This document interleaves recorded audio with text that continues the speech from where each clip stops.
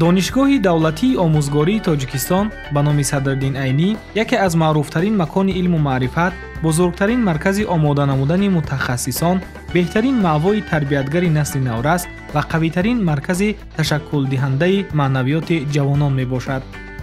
فعالیت دانشگاه در سمت علمی، تعلیمی و تربیوی به راه مانده شده در اساس سیاست معارف پرورانه حکومت جمهوری تاجیکستان، نقشه و برنامه‌های وزارت معارف و علم جمهوری تاجیکستان و قرارهای شورای عالمان دانشگاه تطبیق می شود.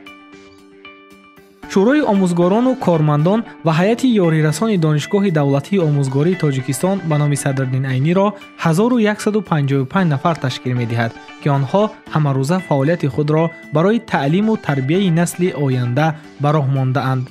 این بارگاه علم و دانش دارای 14 فاکولتت، 63 کافدرا، 60 کافدرای تخصصی، 3 کافدرای عمومی دانشگاهی که در آنها 766 نفر آموزگار از جمله 363 نفر آموزگار عنواندار فعالیت می‌نمایند. تعداد دانشجویان شکل تحصیل روزانه و فاصلوی نزدیک به 19000 نفر را تشکیل می‌دهد.